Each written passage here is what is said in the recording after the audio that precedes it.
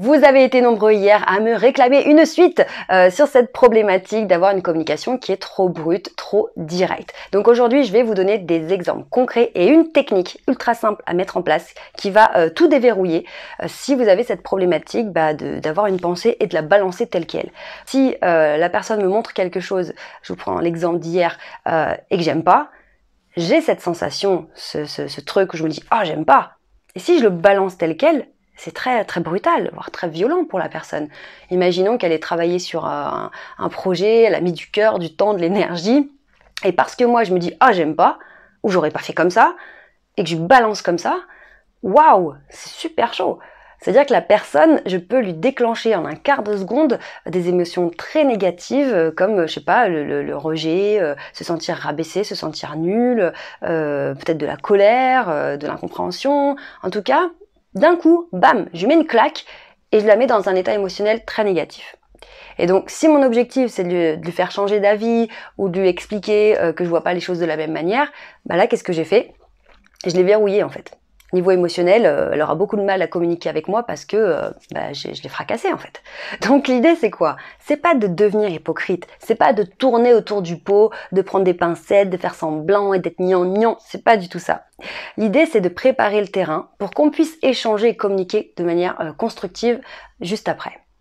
Si à la place de dire « Ah j'aime pas », qui est assez brutal, eh bien si je dis simplement ah d'accord, ok, je me demande en fait, je me pose la question si cette couleur c'est le meilleur choix qu'on puisse faire. Qu'est-ce que je fais quand je dis ça? Ou quand je dis, tu vois, c'est vrai que je serais pas partie dans ce sens-là, j'aurais pas pensé partir sur cet axe-là, parce que je me demande en fait, je me pose la question, je me demande, ou alors ma crainte, tu vois, quand je vois ça, c'est qu'on n'arrive pas à lire parce que j'ai peur que ce soit écrit trop petit. C'est des détails, hein. Enfin, je veux dire, je me demande, ma crainte, je me pose la question, ah, je serais pas partie là-dessus, tiens, c'est vrai que j'aurais pas eu cette idée. Ok, qu'est-ce que ça fait quand je dis ça? Eh bien, ça va préparer la personne à entendre que je ne suis pas d'accord ou que ça reste à négocier, que je suis pas convaincue. Plutôt que de lui balancer en pleine poire, j'aime pas, ah non, mais pourquoi t'as choisi ça? Non, mais c'est écrit trop petit. Non mais c'est pas la bonne couleur, ou non mais ça va pas, plutôt que de lui balancer comme ça en pleine tête et que la personne, piouf, elle ferme la porte et qu'après je sorte les rames pour qu'on arrive à s'entendre, eh bien le fait d'utiliser une petite transition, une amorce, vraiment comme un petit teaser de ce qui va se passer après, ça va la préparer au fait que on va devoir discuter, argumenter, négocier, débattre, parce que là je suis pas d'accord.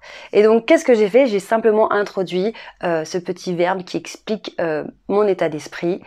Je me demande si c'est une bonne idée, je me pose la question si on devrait pas, bref, je mets du conditionnel, voilà, et du questionnement.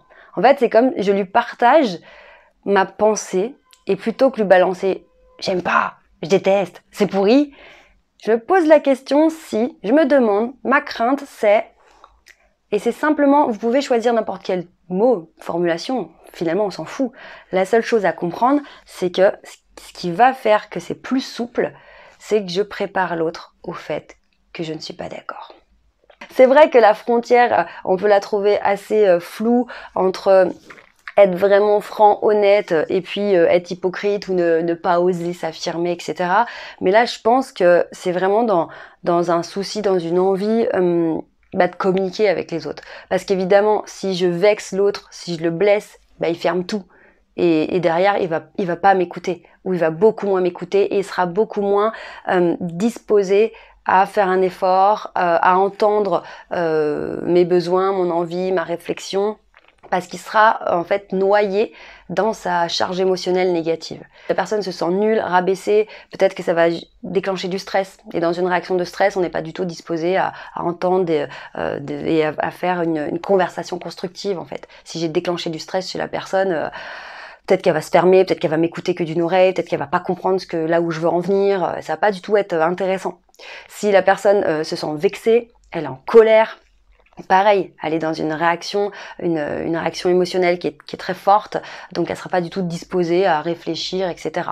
Dans d'autres vidéos, je vous expliquais que quand on a une grosse émotion qui nous submerge, en fait, on n'a plus accès du tout à notre cerveau qui nous permet de réfléchir de manière analytique et cohérente et logique. Quand on est soumis à une grosse émotion, en fait, c'est le cerveau limbique qui prend les commandes et on est sur un plan instinctif, quoi, presque animalier.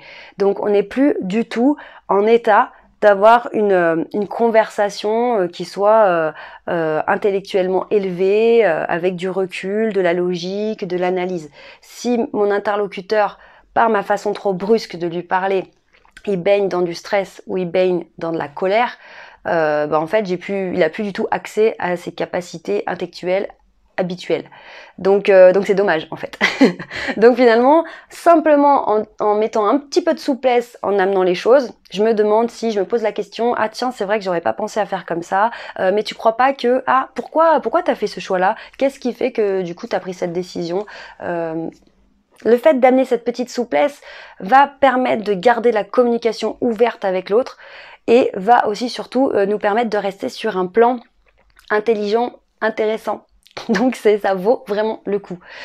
Et puis au-delà de ça, évidemment les gens auront toujours envie de venir vous voir, vous demander votre avis, etc. parce que ils sauront inconsciemment que quand ils viennent vous voir, ils risquent pas de se prendre des grandes baffes de stress ou de colère par rapport à ce que vous pensez. Ils seront rassurés en fait, ils se sentiront en sécurité avec vous parce qu'ils sauront que votre façon de communiquer fait qu'ils seront toujours confortables.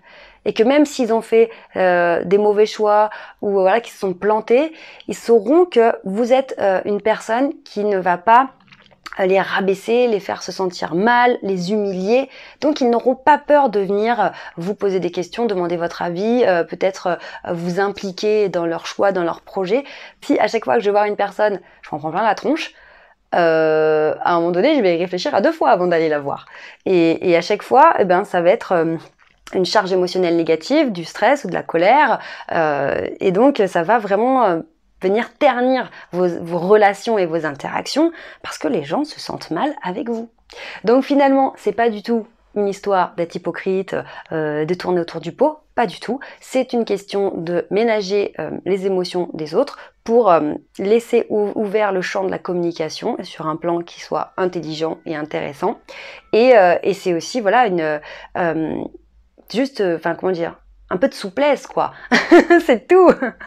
Donc voilà, j'espère vraiment que cette technique, cette méthode, ces exemples vont vous aider. Je vous encourage vraiment, je vous invite à tester ça au quotidien, même aujourd'hui. Voilà, à chaque fois, avant de balancer une phrase, faites un petit stop. Ok, mets une petite formule, mets une petite introduction, fais un petit teaser de ce qui va venir après.